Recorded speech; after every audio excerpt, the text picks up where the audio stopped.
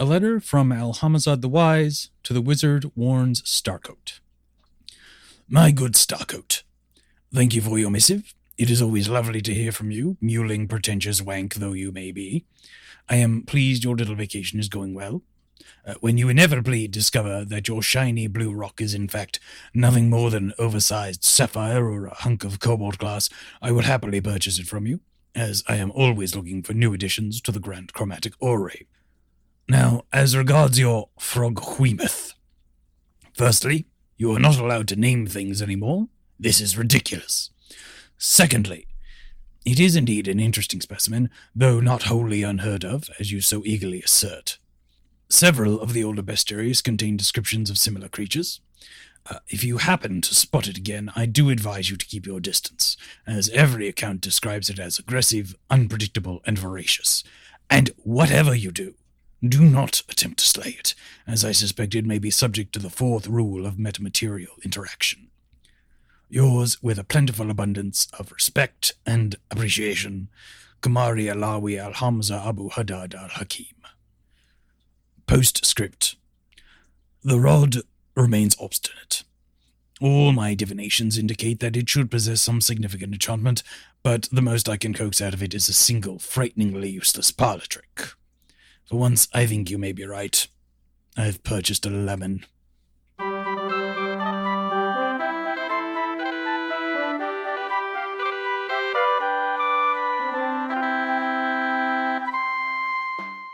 In the city of Greyhawk, 5 individuals are united by circumstance.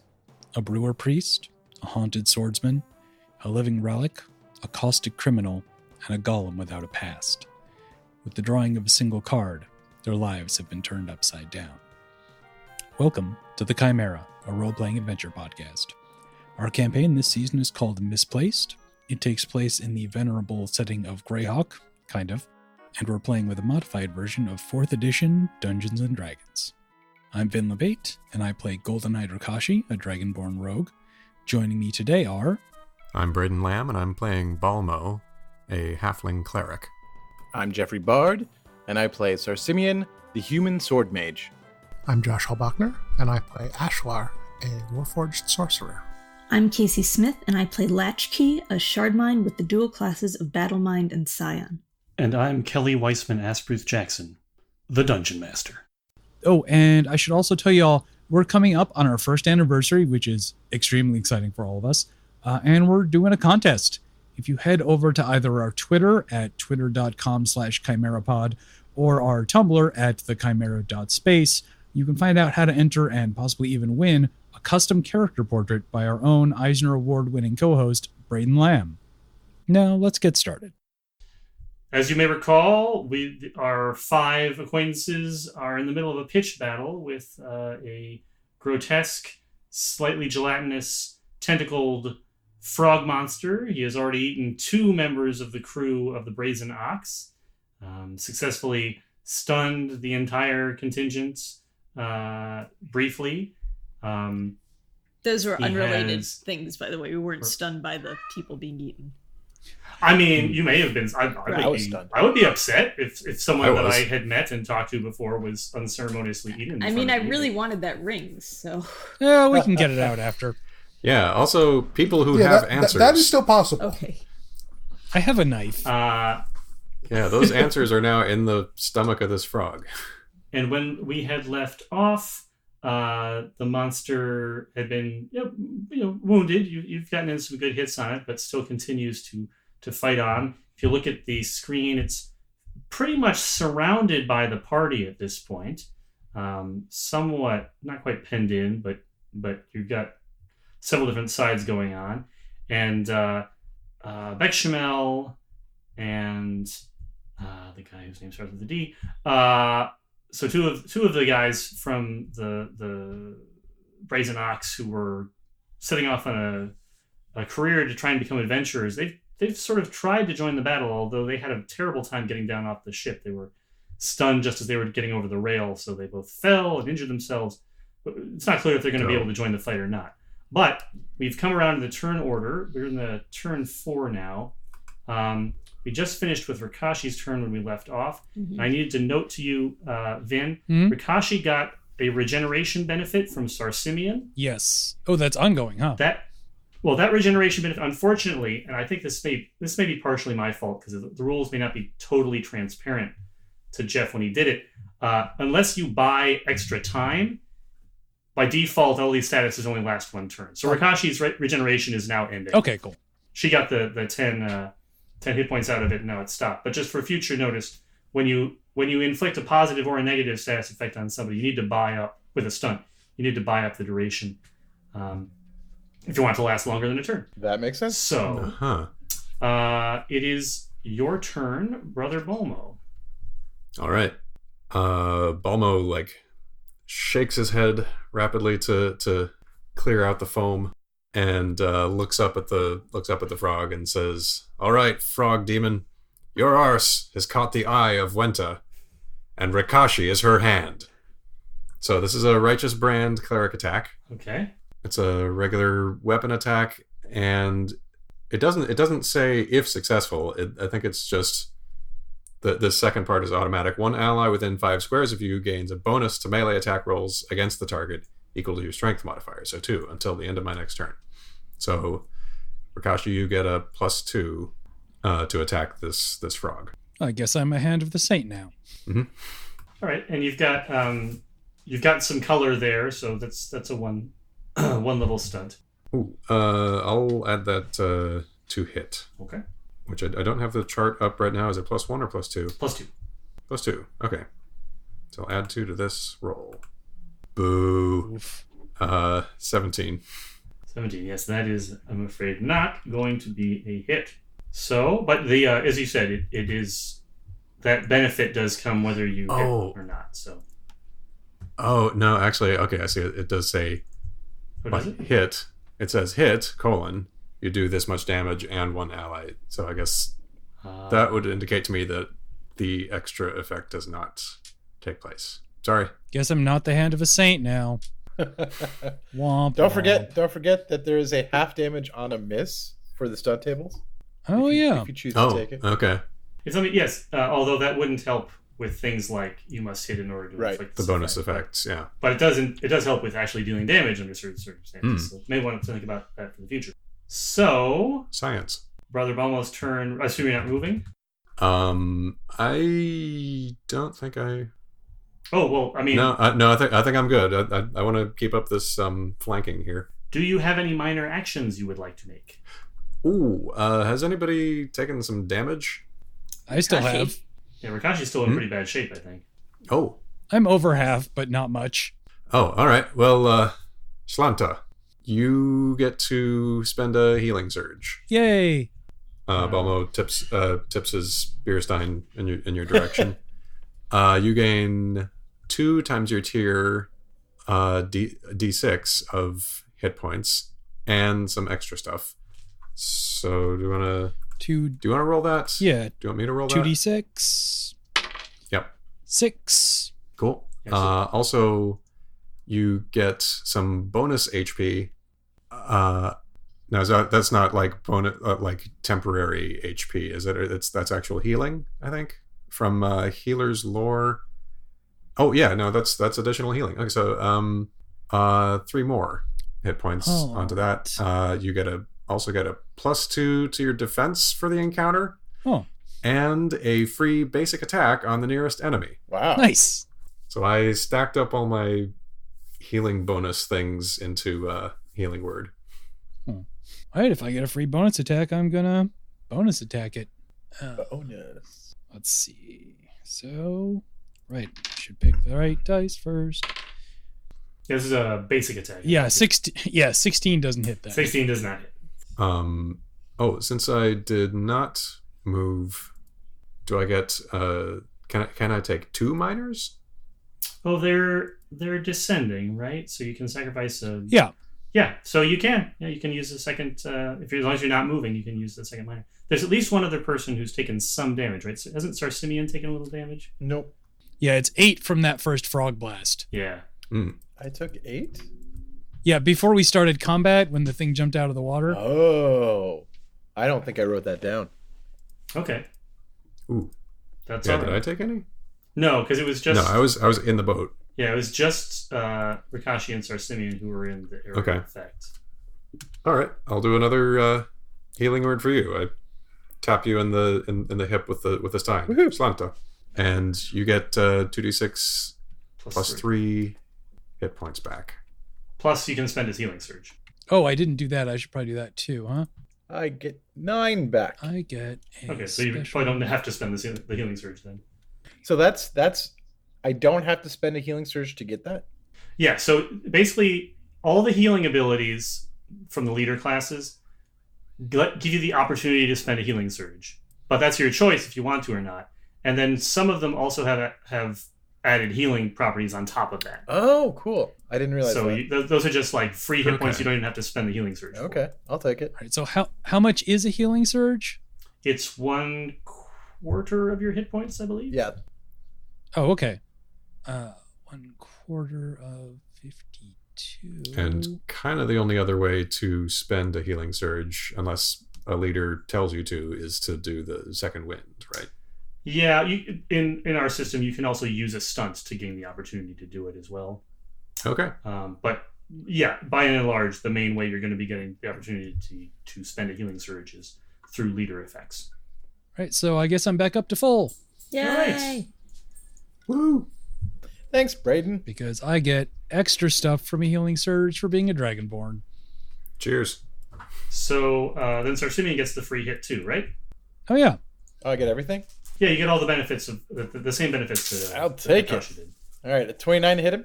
Whoa! That's a good minor action. It's a very good minor action. It's a very good Mhm. minor action. And I'll hit him with blue flame, since that's a traditional basic attack, doing 11 damage. Let me just see. Oh, look at that! Right on the nose. So your sword. Does this thing have a nose? No.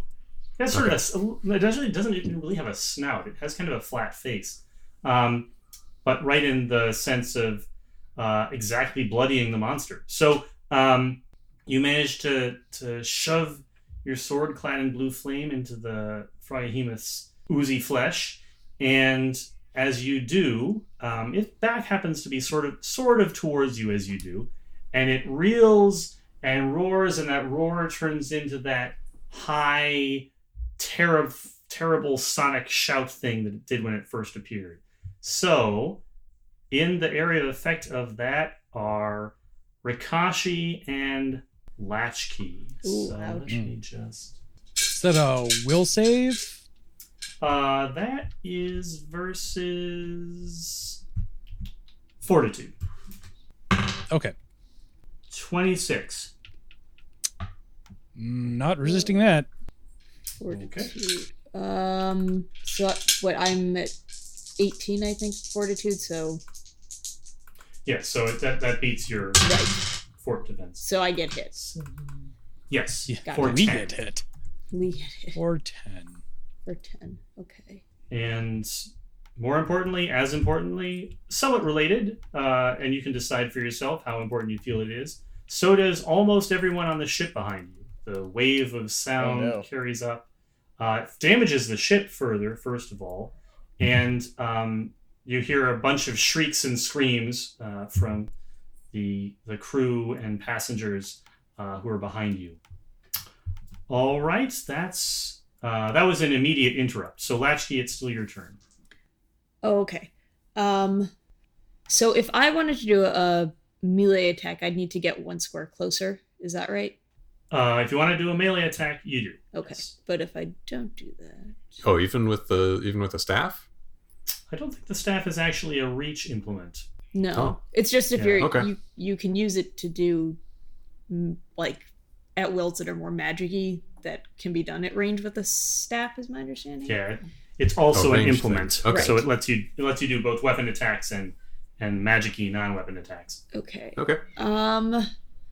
So Latchkey is gonna. So when they get struck, with this sort of sonic scream, like there's sort of it almost sounds like when you hit like a tuning fork against a rock. Like there's this weird sort of high pitched sound, and several pieces of crystal kind of like vibrate and fall off of them, Mm-hmm. which they don't look especially delighted about.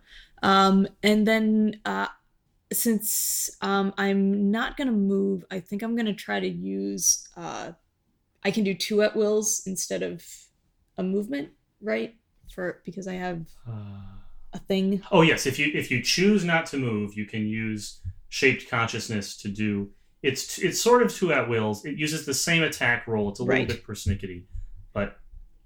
So I think I'm just gonna roll my attack and then see if I hit, and then go from there. Okay, what am I using here? So we'll try that one. Oh, that's not bad. Okay, that was a 20. An actual, like you rolled a 20 on the die? No, 12 plus 8, so the total of 20.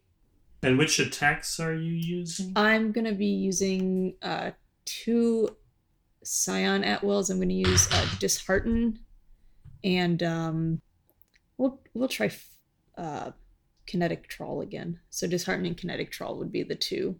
Okay, and the total outcome was 20. The total outcome of the attack was, the attack roll was 20. Okay. Let me just look up, make sure I got the right defenses. It would be Will for Dishearten, and Reflex for Kinetic Trawl.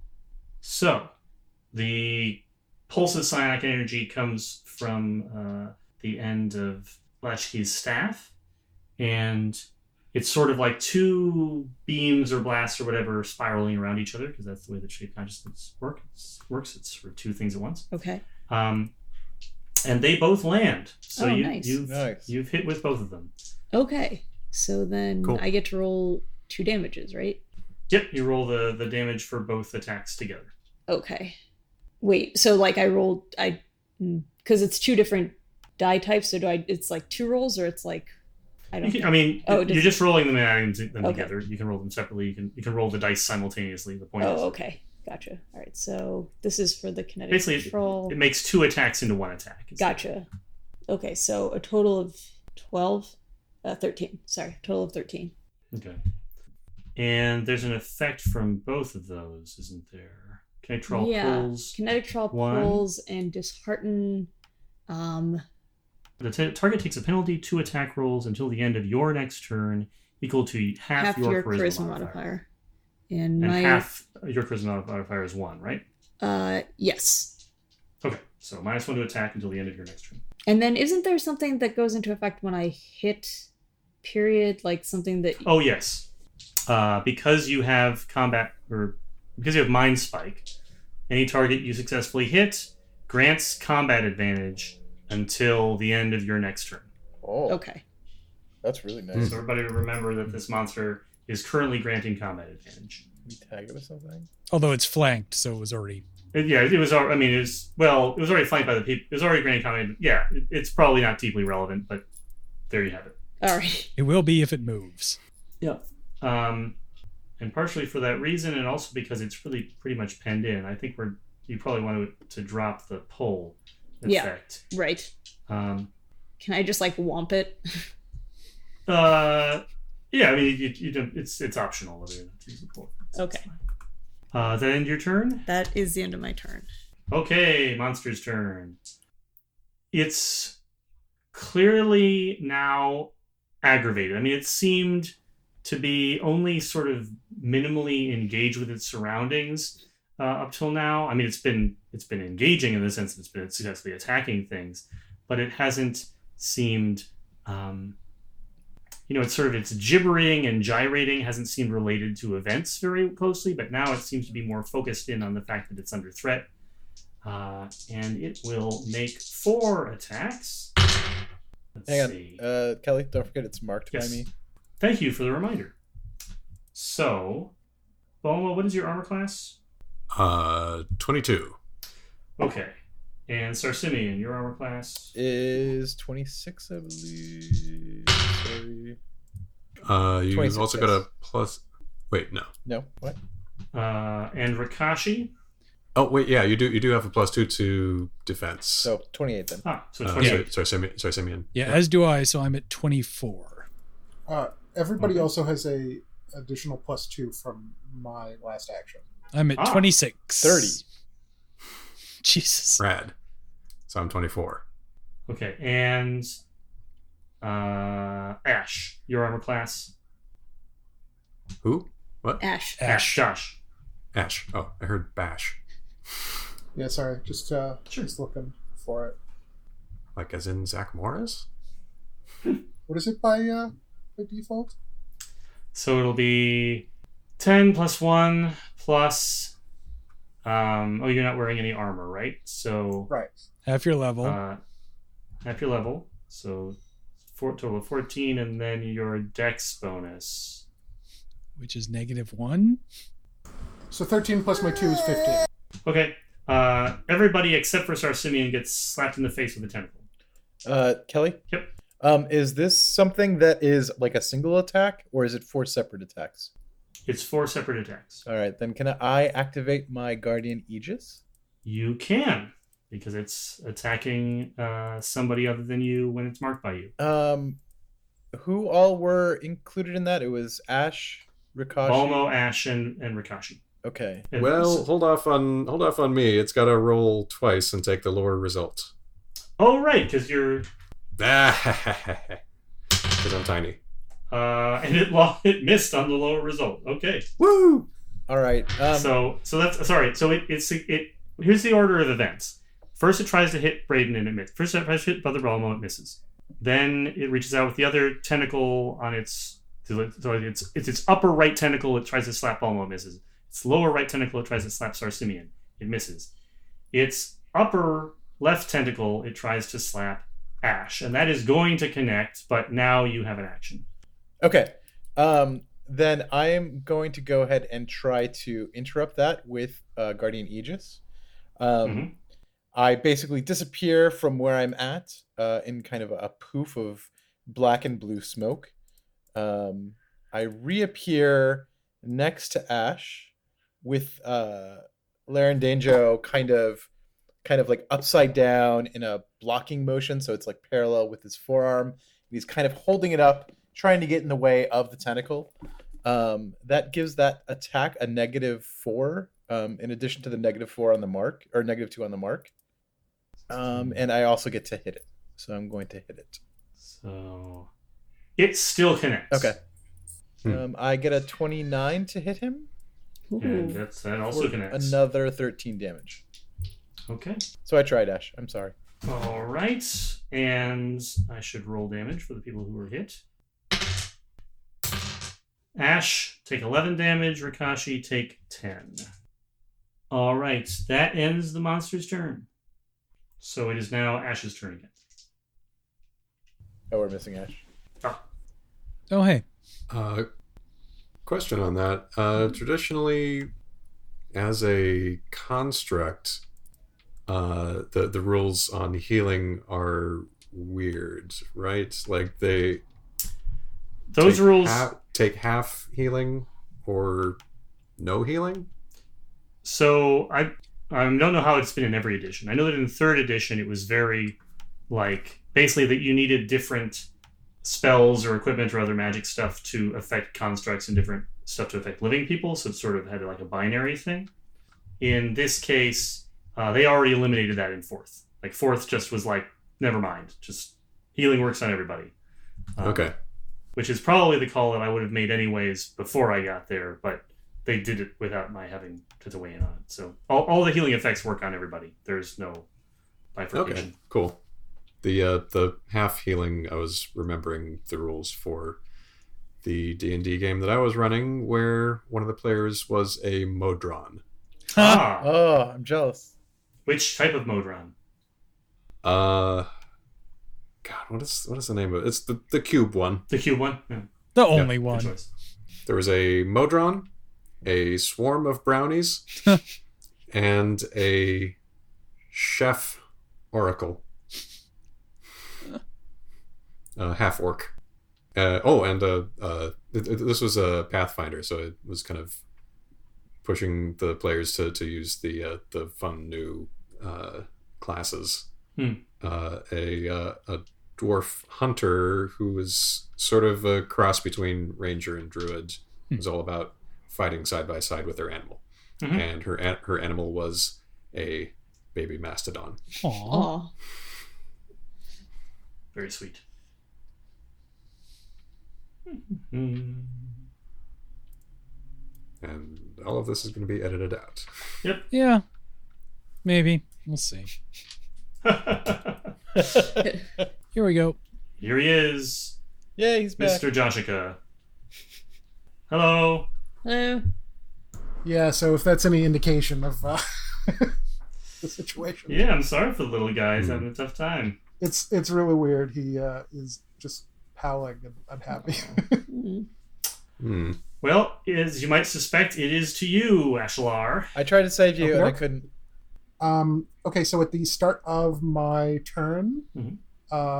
my thing, which I'm looking for the name of, Soul of Elements. So my Soul of Elements fire causes any adjacent enemies to take 5 fire damage. Ah, well, there you go. 5 fire damage. And then, and so is the facing on this map accurate?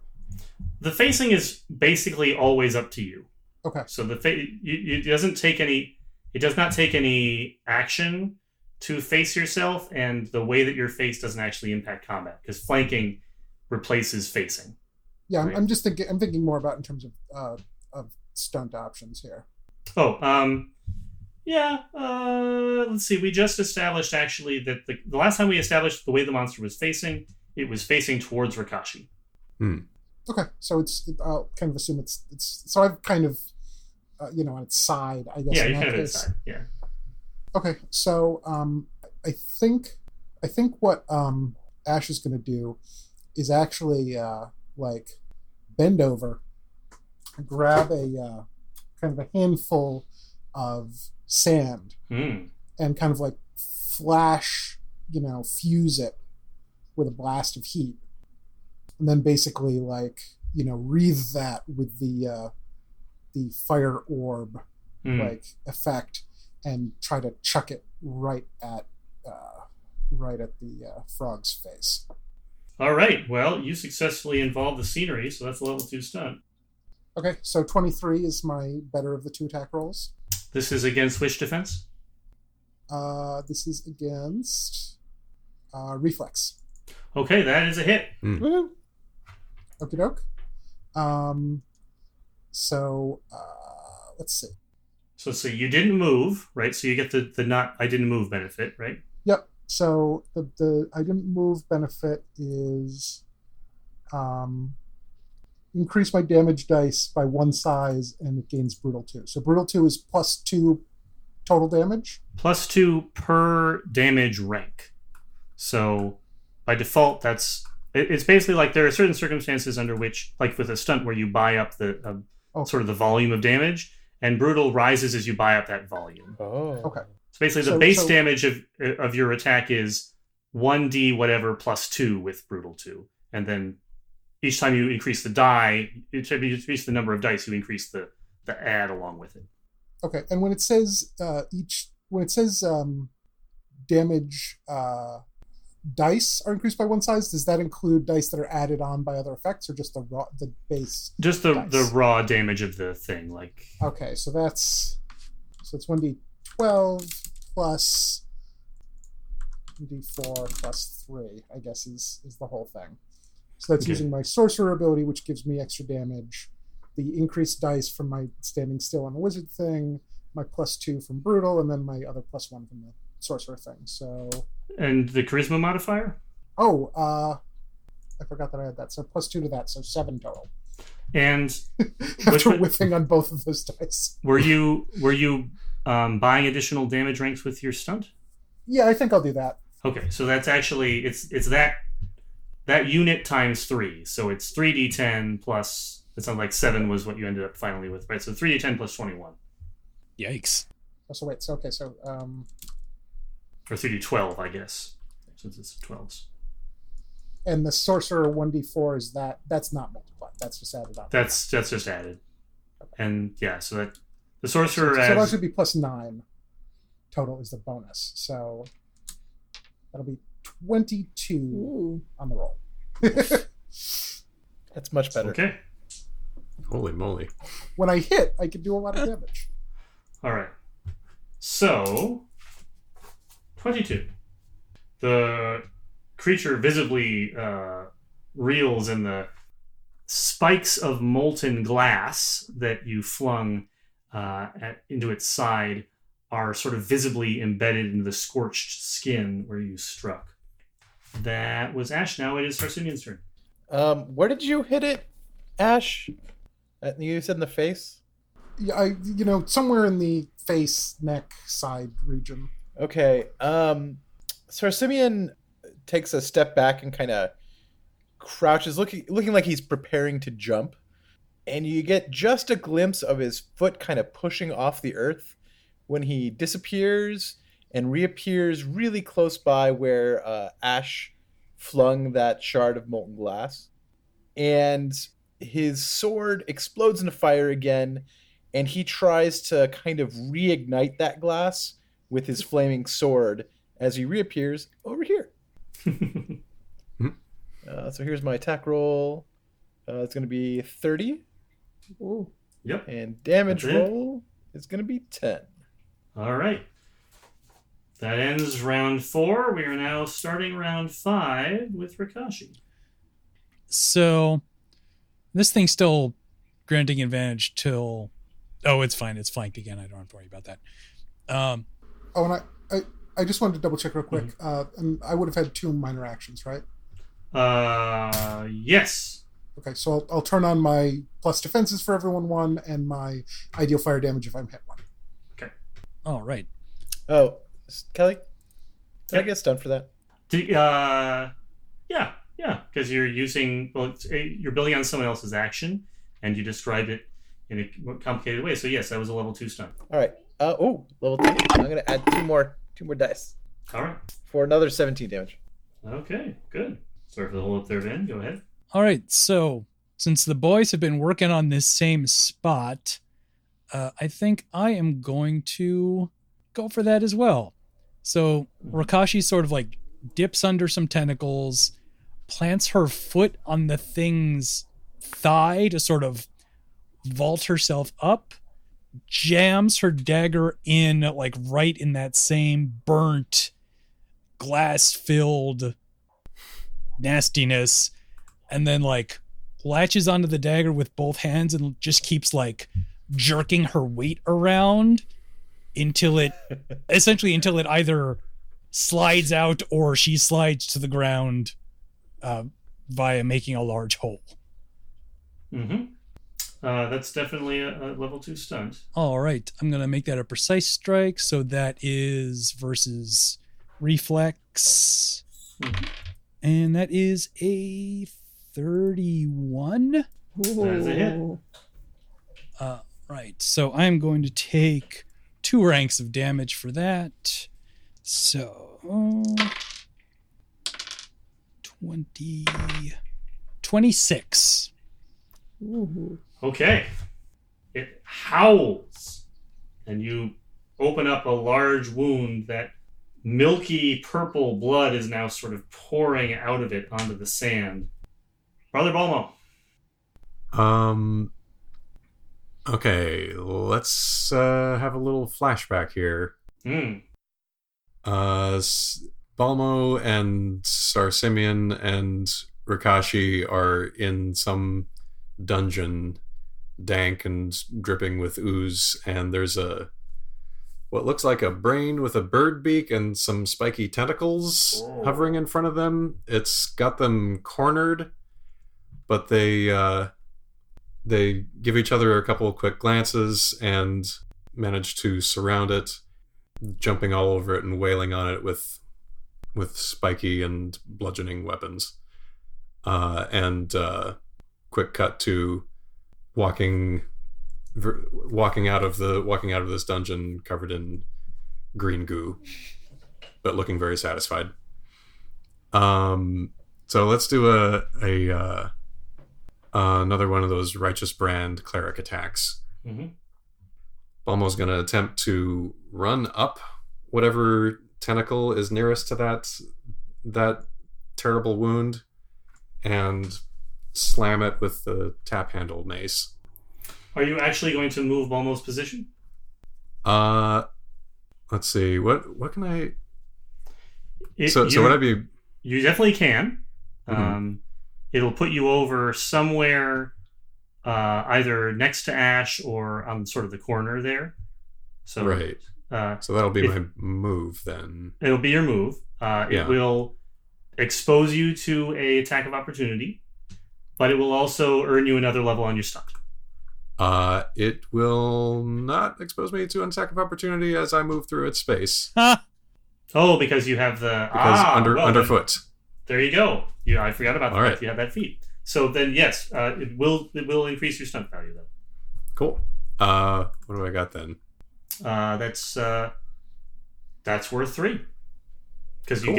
you have a flora description and you interacted with the scenery and you gave a flashback. So level 3 stunt. Okay. Let's do +2 to hit. And who's next up in the order? Latchkey. Okay. It is vulnerable 10 to Latchkey. Sweet. What does that mean? So you just moved. I'm going to suggest actually that you move just south of Ashalar, both because that makes I think a little more sense of the blocking, and also because then you're not in Latchkey's line of sight. So right. So immediately south of immediately south of where the red face is. Okay. What does that do? So vulnerability means that you take extra damage when you're hit by that thing. Yes. Vulnerability 10 means basically you gave Latchkey a bonus damage of 10. Nice. Okay. Why don't you roll your attack itself? Here we go. Boo! Raiden. What did you roll? I rolled a natural 2, so that's a 13. I don't know if I get to add anything to that, but I don't think that'll matter. It's this creature has pretty good armor class, so I think he probably attempts to run up the tentacle and just sort of slips on some of its gross ichor. Doesn't quite do a face plant, but has to turn around to face it. Sort of stuck the landing there. Okay. So Latchkey, it is your turn. Okay. So I'm gonna teleport closer. And what that kind of looks like is they just sort of become like brighter from the head down to the toes, and it's almost one of those like you notice as they become brighter in like component parts, so the different shards that kind of make them up, and they almost become like so bright that you kind of can't see them, then they're not there anymore. It just sort of happens like from the top of the head down to the feet, so it's almost like a ripple effect, and then they sort of reform from the toes up in the place that they're moving to or teleporting to. So that happens, and then Latchkey's gonna sort of plant their staff, and again I'm gonna try and use the what was the name of that ability? The shaped consciousness. Shaped consciousness, right? So because right, just to note that teleport is actually not your move action. Right. You have a free teleport. So yep. it's So they're gonna kind of like sort of 2 different colored pulses sort of start to rise out of the staff, and one almost looks like kind of like little nightmare visions, like you can almost see things writhing in it, and the other one just sort of looks like a bright light, and so they kind of like the one kind of merges into the other, and they both shoot towards the froghemoth. And this is going to be Twisted Eye and Force Punch. So okay. So that's it's a level 1 stunt. Okay. So I'll do a +2 to hit. Good. So if I'm doing one is a battle mind attack and one is a scion attack, but I'm only rolling one attack. Do I just get to pick? That's right. Which one? You just use the same die roll for right. the 2 different attacks, right? Because the 2 different attacks are still they might have different bonuses, and they might be against different defenses, but you just use the same outcome of the die. Okay. Let me just... That one. Oh, that was pretty good. All right. A total of 28. Okay. It's actually irrelevant which defense that's against, because no matter what you hit. Sweet. And then, so we're doing...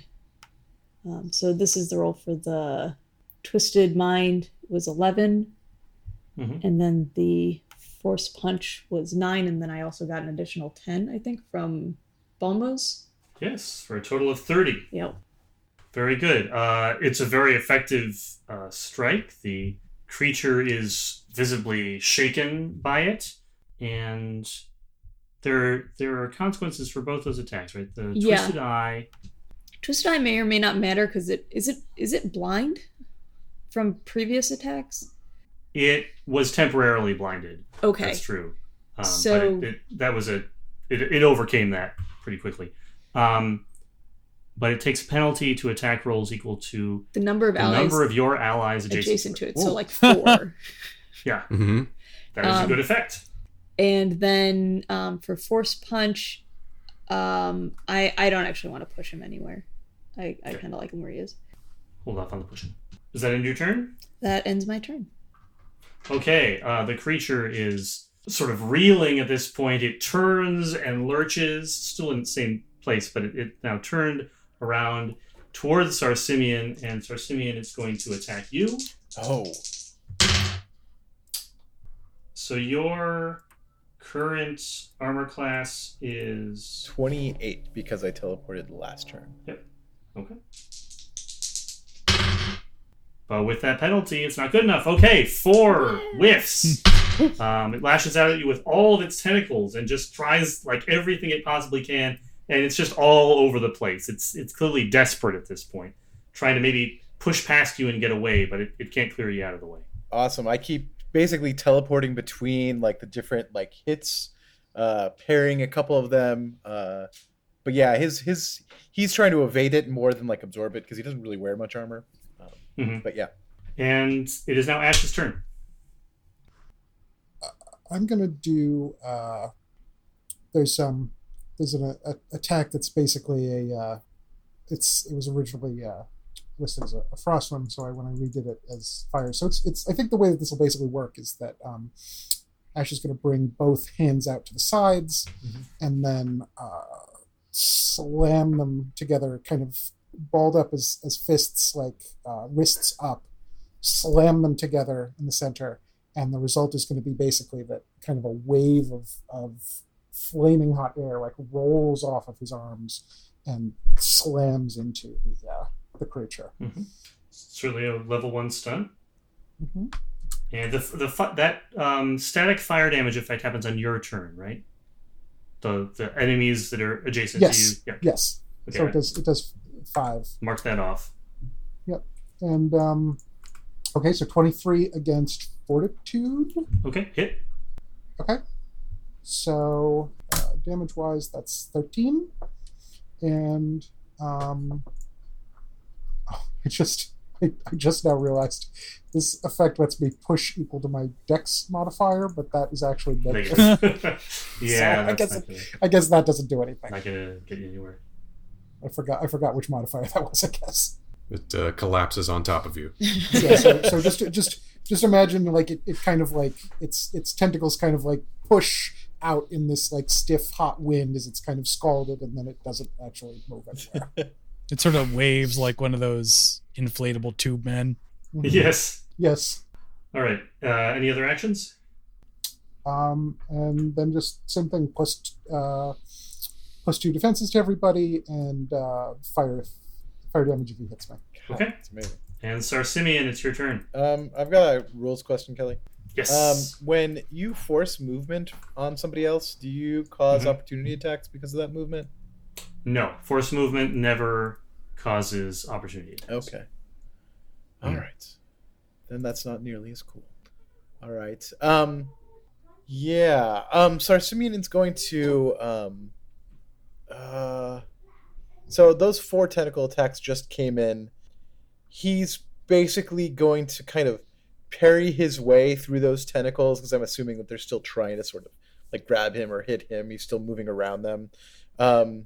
He kind of cuts his way in towards the center mass of this thing and just tries to take Larendenjo and just stabs it straight up through where the breastplate of this guy would be.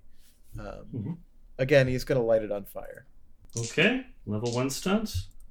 He's going to put that into damage. All right. So here's the attack roll.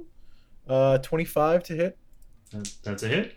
And then Blue Flame plus the D10. So it's going to be a total of 15 damage. Okay. The sword plunges into sort of the upper chest area.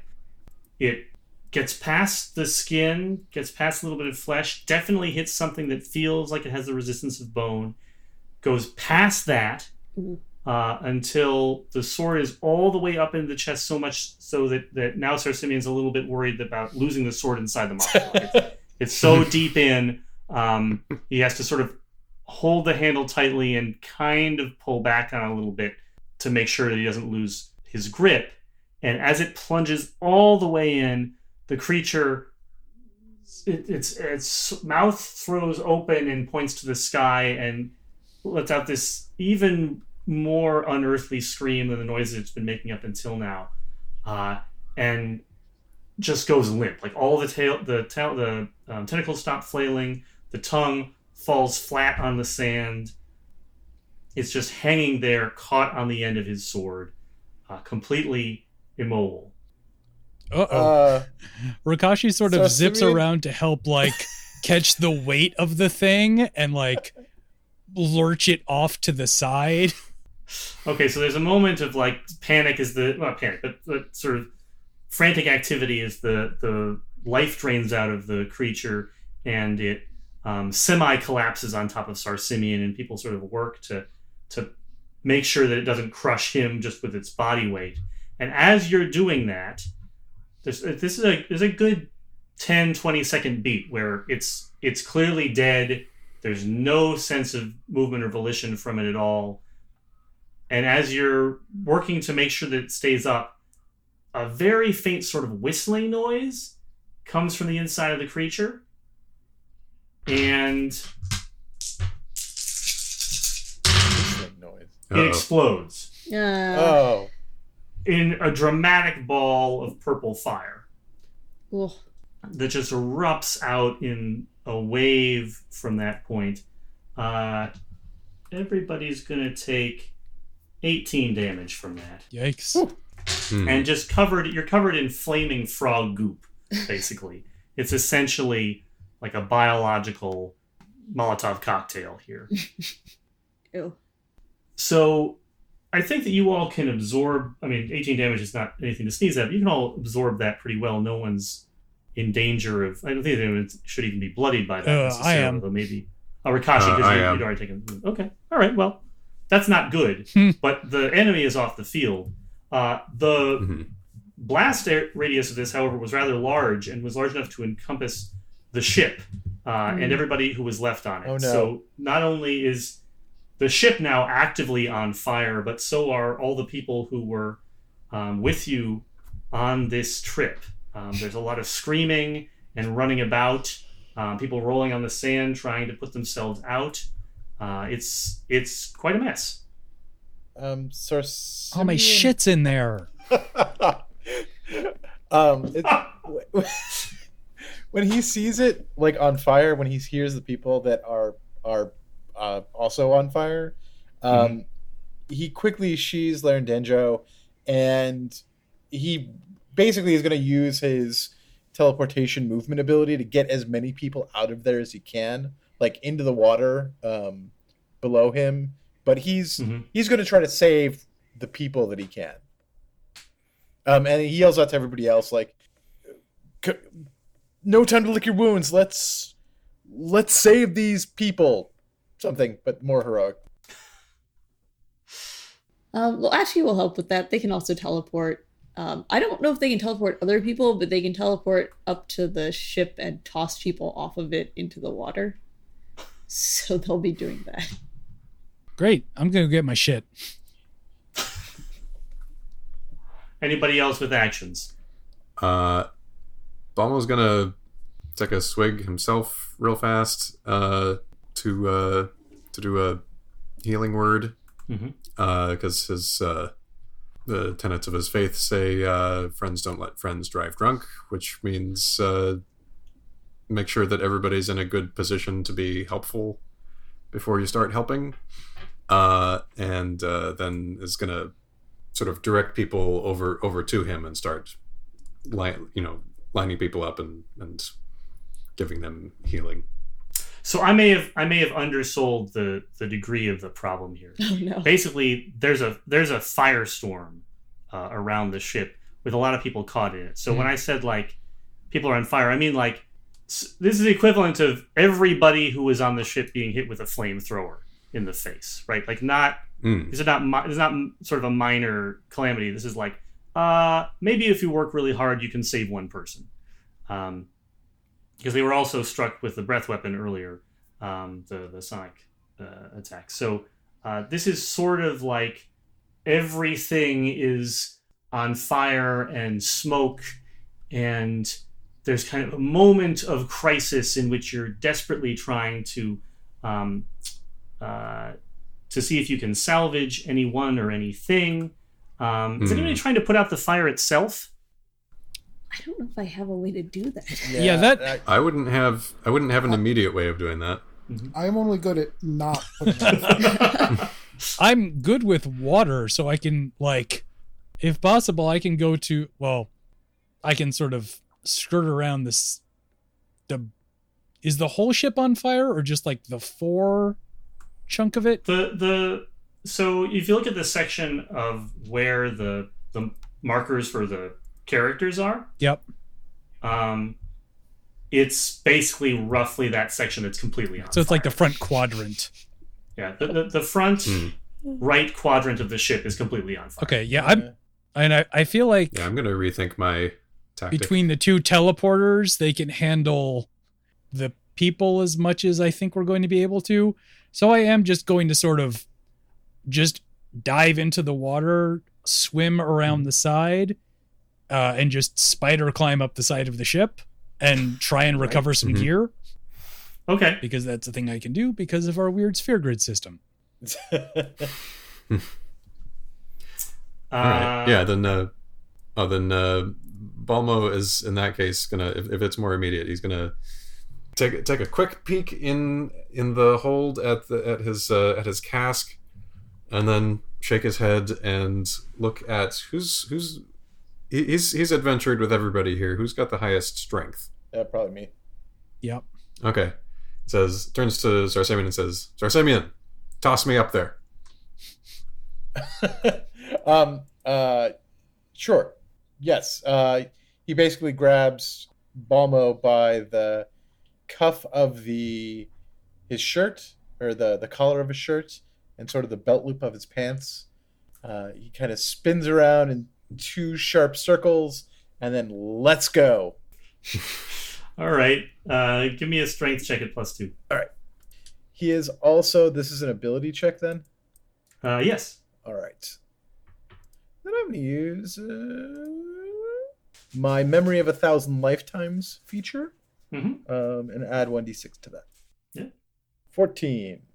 Yeah. Not quite as good as I wanted it to be. So it's precarious, right? Like Balmo kind of lands on the edge of the burnt and burning deck, and has to kind of pull himself up all the way onto it.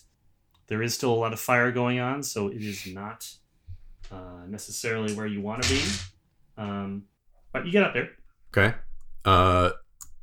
He's gonna try to guide or possibly grapple the nearest person and fling both of them bodily over the side, both himself and let's first try to push somebody into the water. Okay, and maybe he can push a couple more. So he successfully gets a hold of Demertha Awfully, the human woman who was one of the other passengers, who was the sort of pious right Cuthbertine, who had requested a service aboard the ship, successfully gets a hold of her. Her hair is on fire, and so is her cloak, but he's able to pull her over the rail and at least get her into the water. Water does seem to be effective on this weird purple flame. It doesn't seem to be resistant to that. So, we're gonna move a little bit out of the turn by turn order here because we're not in combat anymore, and this is gonna sort of be resolved cinematically after you've sort of described what your characters are intending to do. Right? They're trying to help people as best they can, except for Rikashi, true to their alignment. And by the end of it, you're able to get a few people off of the ship and out of the flames, but most of those people are already dead or actively dying by the time you're able to get them off and out of the way. Demertha is not hopeless, though, and you have a magical healer with you, so you can probably save one person, I'm going to say, with all of that effort. Otherwise, the ship is still going to be on fire, so some sort if anyone has a plan other than just letting it burn, it will eventually burn itself out, I guess. I mean, okay, so I am going to do a flashback here. I remember. So this is it's another really similar experience to the last one. It's the same field of rainbow-colored flowers that seem to kind of shift in color as sort of like the world breathes. Like it's like orange and then red and then purple, and it just keeps pulsating like that. Larendenjo is again gigantic and hovering above him. It makes another really similar looking rune to the other one, but when it bursts into fire, it absorbs the color that's around in the flowers. All of this color kind of gets absorbed into that rain or that blue fire. The color of the flowers kind of fades out and kind of becomes this gray, kind of almost lifeless field. And then when Larendenjo comes through and pierces that rune, instead of it exploding in fire, it explodes in sort of flower petals that all kind of rain down on Sarsimian. So then we again see Sarsimian like make a note in his journal when he wakes up suddenly, and then he closes the book.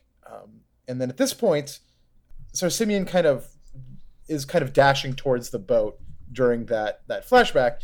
He teleports up onto the deck and makes the same symbol that Larendenjo did in the air in his dream, except this time he puts his hand backwards behind him so that it's like where kind of in the direction of the water off the deck of the ship. He kind of grabs the air a little bit, and then this kind of spout of water comes up from the ocean into his hand, kind of flows across his body into Larendenjo as he pierces that rune. So instead of blue flame, this is kind of channeling the element water through the sword, and then kind of tries to hose down the deck. I don't even know if that makes sense or is legal. That is a great example, I think, of the type of stunt that I will allow for a spontaneous fire hose. Okay, cool. Yeah. Sure. You convinced me. You convinced me that your character is capable of creating a fire hose situation in a pinch. So you're sort of doing that, trying to spray down the water. Vin, so you climb up over the side of the ship and you can get down in the hold from there easily. So you're just going right to Rikashi's quarters? Yeah, she's pretty much always got a mental checklist of like her bug out bag situation. Mm-hmm. So like she knows the thing she wants to grab if everything else is going to have to burn. And she also has mentally added Balmo's cask to that list. So she'll probably swing by that on the way out. Thanks. It's not for you. Cool. So she gets down in the hole. Now her berth is not in the section that's actively on fire right now. So other than the fact that there's smoke that's coming into the corridor, it's actually not that bad. Like there's screaming off and away, but she's sort of in an area that is relatively unscathed at this moment. While she's all packed up, she's got all the stuff that she intends to take with her. She heads back out into the hallway and stops. Like she's moving, probably being pretty intentionally quick about it, and something jerks her to a stop.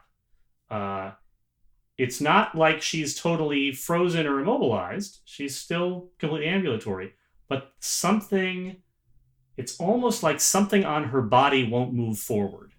Oh, what are you doing, motherfucker? She reaches into her bag for her rod, which I presume is the thing that is not moving.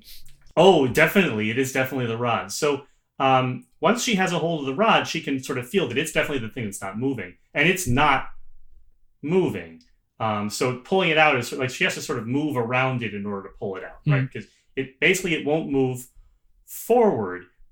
Just a small amount of experimentation shows that it will move side to side. It's like it won't go further in a certain direction. Huh. Is this the inanimate carbon rod? Not quite. Okay. That's interesting. I mean, I'm not particularly worried about it being lost, given that it doesn't want to move anywhere.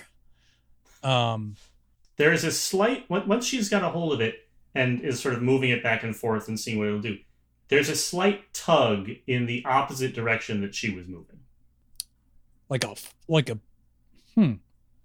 All right. If we're going to do it, let's be quick about it. She'll sort of move in that direction. Okay. She sort of, by following the tug of the rod, kind of like a dowsing rod, she's able to get down to the end of the hall where the crew quarters are, and that leads her in there to one of the bunks, and there is a satchel hanging over one of the bunks, and it kind of comes all the way up to poking at the satchel and then stops. She sort of looks at it. Since when do you have opinions? And she'll pick up the satchel. Does it just follow the satchel? Yeah, as long as she's got the satchel, there's no motion left. Like she's free to do whatever she wants. It's not. If the satchel is with her, then it's not stopping you from doing anything. Great. Then I will take that. I will put the rod away. I will grab the cask and get the fuck out. All right. So the cask is over in an area where it's kind of actively on fire. So it's going to take a moment of heroism to get the cask out. Yeah, that's fair. Okay. So as Sarsimia is trying to put out this purple fire and the whole area is filled with smoke, the people who are outside the ship see Rikashi dash out through the flaming hole in the side of the ship, singed and smoky, and the cask is ever so slightly on fire, and brings it out and puts it down safely on the sand. Thanks for that. Thank you. I don't know. Does Ash want to do anything about his artifact in there? I thought that we had gotten that. I thought we had gotten that out, but I guess it is still in the hold. But putting out the fire, which Sarsimian is on the way to doing, it's a giant stone obelisk. Like it's not. Honestly, my kind of thought process on that was that even if the whole ship burned down, at the end of that we would just have a bunch of cinders and a big stone obelisk. So I'm not really feeling a lot of urgency on that particular measure at the moment. So Ash's whole thing is making a lot of fire. How is he at making less fire? Not good at all. Except in the very limited circumstance of that fire being applied directly to himself. Mm-hmm. So, yeah, I mean, if there's anything manually useful that Ash can be doing, I'm sure he'll do that. But by and large, his skill set is not suited to the specific set of problems that are available at the moment. In that case, probably the most manually useful thing to do is to try and move the bodies of the crew folks, away from the ship while it's burning. Yeah. All right. So once the fire is out, and Balmo has successfully managed to salvage the life of Demertha awfully, you have a badly broken and burned, but now no longer burning ship, and a lot of very unfortunate folks who did not survive this voyage. One very shaken and very upset civilian, and the still lingering question of exactly where you are, other than Balmo, who feels confident in his answer about it. So Demertha is the only one who survived, other than us. Demertha is the only person who was far enough outside of she was not struck by the sonic attack, and she was badly burned, but was saved by Balmo. So she is the last survivor besides you all. Okay. From the ship. That's terrible. Oh, and she wasn't eaten by the monster. Yeah. Right. Yes. How intact is the carcass Of the monster? Yeah. Did it totally disintegrate, or is there just a fragments husk? of goop? Okay. There's no husk. There's bits. Hmm. It's not like it disappeared. If you want to start counting things up, I think you would probably feel confident that the matter is all still there. Okay. But it didn't blow out in one direction and most of the body is intact. It blew out in all directions. It blew out in all directions. It was, and as a result, that does mean that there are pieces then of the two people it ate are in there too. Yeah. Right. Latchkey still kind of wants to look for that ring. Okay, Latchkey can do that.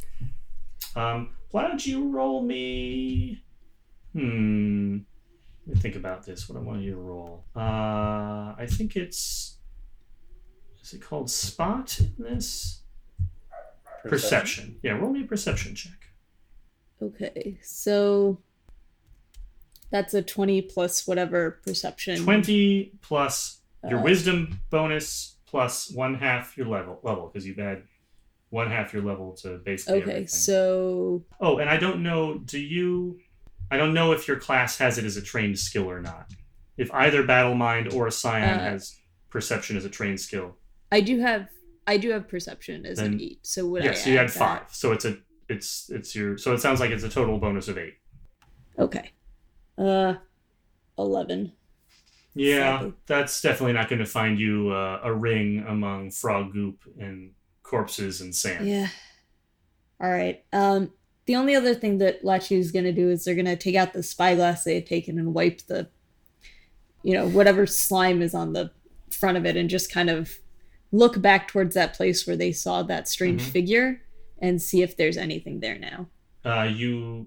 Latchkey turns the spyglass on the figure just as the fire's being put out. Everything's died down now, right? The immediate crisis is over. Latchkey looks and can see that figure is still there. The same very shiny, strange full body armor, the strange golden spherical helm, and they're still perched the same place they were. Mm-hmm.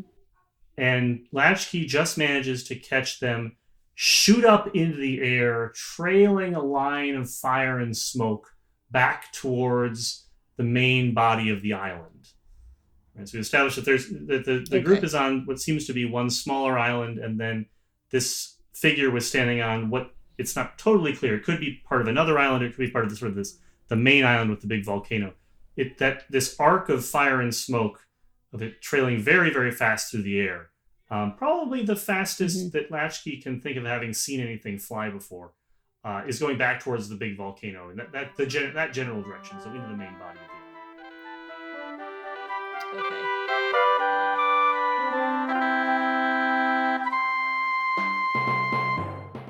That's it this week for the Chimera. Our theme music is Hoof, Heart, and Hiss by Matt Weber. You can find a link to more of Matt's work in the show notes. And remember to go and check out our custom character portrait giveaway on Twitter at twitter.com/chimerapod, or on Tumblr at thechimera.space.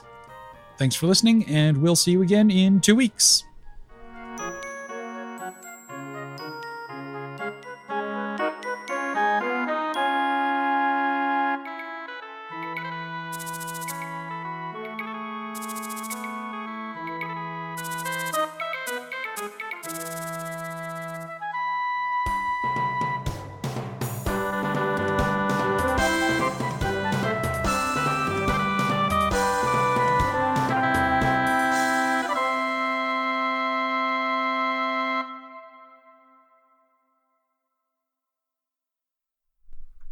Okay, and we're back with Balmo's Beer Corner. So what I have today is from Devil's Purse Brewing Company. It is their adorable little logo is a devil's purse, also known as a shark egg sac. Oh, yeah. Drawn in a cool, scrawly, Tony Millionaire kind of style. Also known as a mermaid's purse. Yes, a mermaid's purse. Yeah. It is the Handline Kolsch style ale. Kolsch is it's supposed to be a protected geographical indication. Oh. So like the only real Kolsch comes from Kolsch. Köln. Ah. Yeah, from Cologne, Germany. So it's like Scotch. So it's kind of like champagne, like that. Yeah. Or cheddar. Yeah, exactly. Cheddar is from somewhere? Theoretically. Really? Cheddar is a place. Oh. No. I'm shocked. Mm-hmm. I just learned something. It is kind of so there's kind of two categories that a beer can be, an ale or a lager. This is kind of both. An ale is usually top fermented, where the yeast is sitting on top of the tank. It's usually brewed hot because that kind of yeast likes it hot. And a lager is cold fermented with the yeast on the bottom, because that kind of yeast thrives better in cold conditions. This is top fermented and then cold conditioned. And it's kind of I had described it as the Kolsch as like kind of like a Pilsner, but which is like your usual Budweiser or whatever, but not as watery. So it's got a decent balance of, like a little bit hoppy and a little bit malty. That checks out. So it's just a good all around beer flavor. It's a light color. Some Kolsch's are unfiltered and they can be cloudy, in which case they're sometimes called a Weiss, VIE, and then the German thing that looks like a B but is two S's. Ah. Anyway, so that's the story. That's a good story. And Cheddar is a village in Somerset in England and is not a protected designation. Except for some there's some specific there's some specific thing here that I'm not going to bother to read out or even attempt to process. But I'm guessing it means that it's complicated. I'm taking a look at their brewery right now, Braden. It looks like they have a saison called Season in Hell that I would love to check out. I'm always looking for good saisons. If you can get it, they're what's that? I can never good find saison? saisons. Yeah. I'll see if I can find a saison for next time, because 'tis the saison. It's kind of a, what is it? Saison, I think, is the summer beer. Yeah. It's like they call it farmhouse style. Yeah. It's kind of the whatever they gave to the workers. Mm-hmm. So it was beer brewed from the not top of the line ingredients, but it's still very tasty and tends to be very strong. So I'll find one for like next time, and hopefully some other folks, you guys can get a hold of one and we can all taste it together. That would be instead great. of you just listening to me slurp it. Awesome. Nice. This has been Balmo's Beer Corner. Yay! All right. Yay. And we'll close out that recording. Stop Yep. recording. All right.